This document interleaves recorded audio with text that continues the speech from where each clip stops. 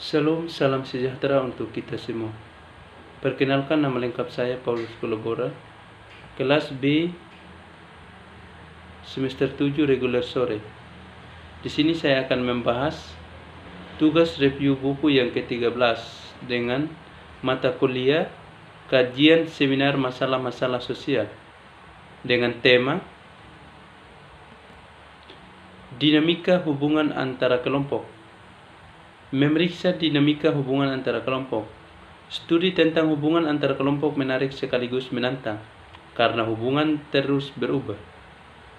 Pola hubungan mungkin berubah banyak alasan.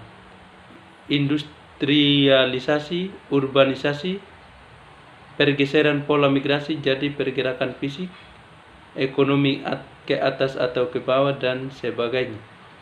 Namun, terkadang hubungan yang berubah juga mencerminkan perubahan sikap. Seperti misalnya dalam interaksi antara orang kulit putih dan penduduk asli Amerika. Putih akhirnya mengubah penekanan, eksploitasi, pemusnahan, isolasi, segregatinghoa, paternalisme, asimilasi, paksa, dan baru-baru ini toleransi terhadap pluralisme dan pemulihan cara tertentu. Tapi tidak semua penduduk asli Amerika. Demikian pula Afrika dapat orang Amerika, Asia Amerika, Yahudi, Katolik, dan kelompok minoritas lainnya. Semuanya memiliki hubungan yang berbeda-beda dengan masyarakat tuan rumah. Beberapa peristiwa dunia baru-baru ini juga menggambarkan perubahan kelompok dominan terhadap kelompok minoritas, migrasi besar-besaran dari beragam orang ke dalam Belgia, Denmark, Prancis, Jerman, Italia, Belanda, Swedia, dan Inggris Raya memicu reaksi balik di masing-masing negara tersebut. Hukum baru yang ketat diberlakukannya di sebagian besar negara ini pada tahun 1990-an menghasilkan peningkatan yang nyata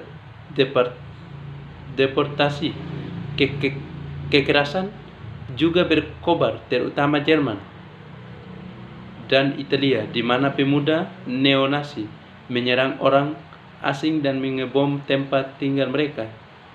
Di tempat lain, hubungan antar kelompok berfluktuasi, seperti antara Hindu dan Muslim di India, Muslim dan Kristen di Lebanon dan Afrika, Arab dan Yahudi di Timur Tengah, dan Muslim, Sunni dan Syiah di Irak. Semua melalui periode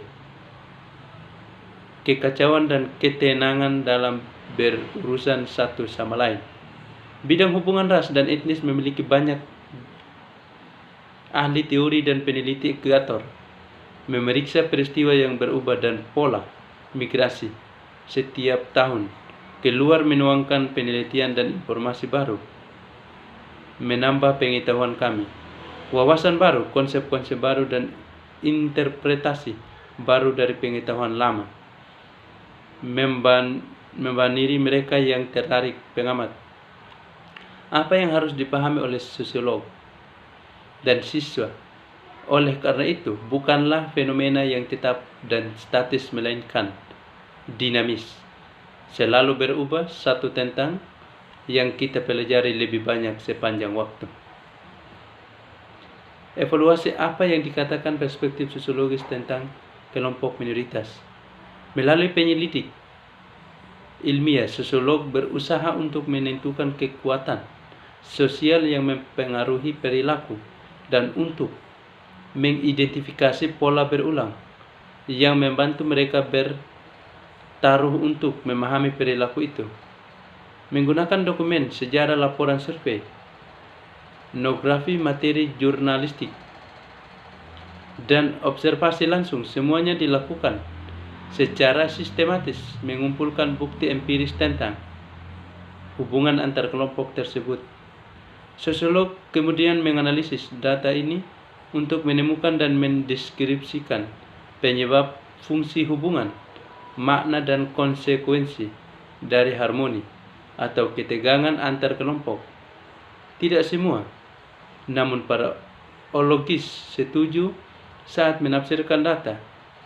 Berbagi teori, ide, konsep, dan bahkan ideologi dan prasangka dapat mempengaruhi sosiolog. Kesimpulan juga, ketidaksepakatan di antara sosiolog tidak lebih biasa daripada bidang lain investigasi ilmiah, seperti debat fisika tentang penciptaan dalam semesta, perdebatan kejiwaan tentang apa yang merupakan gangguan mental atau genetik dan sebagainya, perdebatan ilmiah tentang apakah keturunan atau lingkungan lebih penting di membentuk perilaku. Meskipun demikian, teori sosiologis yang berbeda memainkan peran penting, peran dalam fokus, analisis dan kesimpulan, dan menyelidiki sosiologis. 3 perspektif utama membentuk studi minoritas: teori fungsionalis, konflik teori, dan teori interaksionis. Dalam kondisi ideal, masyarakat akan melakukan berada dalam keadaan seimbang, dengan semua bagiannya berinteraksi secara harmonis. Masalah muncul ketika bagian-bagian dari sistem sosial menjadi tidak berfungsi, mengganggu keseimbangan masyarakat. Disorganisasi sistem ini dapat terjadi karena berbagai alasan, tetapi penyebab paling sering adalah perubahan sosial yang dapat terjadi cepat di salah satu bagian sistem, memerlukan penyesuaian kompensasi di tempat lain, tetapi ini biasanya dilakukan tidak terjadi cukup tepat, mengakibatkan ketegangan dan konflik. Beberapa komponen struktur sosial memiliki fungsi yang nyata, jelas, dan hasil yang diinginkan, tetapi mereka sering melakukan fungsi laten, tersembunyi, dan tidak hasil diharapkan. Misalnya, fungsi jelas dari program visa turis adalah untuk menarik pengunjung asing, untuk membangun niat baik, untuk merangsang ekonomi lokal di tempat-tempat yang mereka kunjungi, sehingga meningkatkan produk domestik bruto atau PDB. Satu akibat yang tidak disengaja adalah ribuan pengunjung tidak kembali setelah visa mereka habis dan tetap tinggal di negara itu sebagai alien ilegal.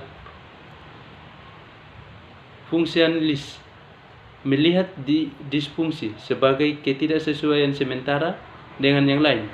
Masyarakat bijaksana yang saling tergantung dan relatif harmonis karena cara pandang ini berfokus pada stabilitas sosial. Masalah utama dalam analisis organisasi sosial ini adalah apakah akan mengembalikan keseimbangan keadaan sebelum dia ganggu atau mencari keseimbangan baru dan berbeda. Misalnya, bagaimana kita mengatasi masalah pekerja tidak berdokumen?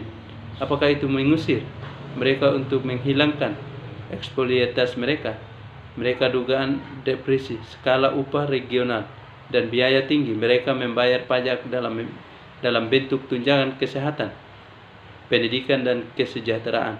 Atau apakah kita mengabulkan mereka amnesti, membantu mereka memasuki arus utama ekonomi, dan menutup perbatasan kita terhadap entry tidak berdokumen lebih lanjut? Apapun solusinya dan keduanya, saran tidak menghabiskan kemungkinan. Fungsionalis menekankan itu semua masalah minoritas dapat diselesaikan melalui penyesuaian sosial, sistem yang mengembalikannya ke kondisi equilibrium, alih-alih perubahan besar pada file masyarakat.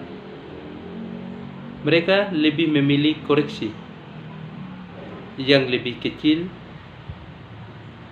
dalam masyarakat yang sudah berfungsi.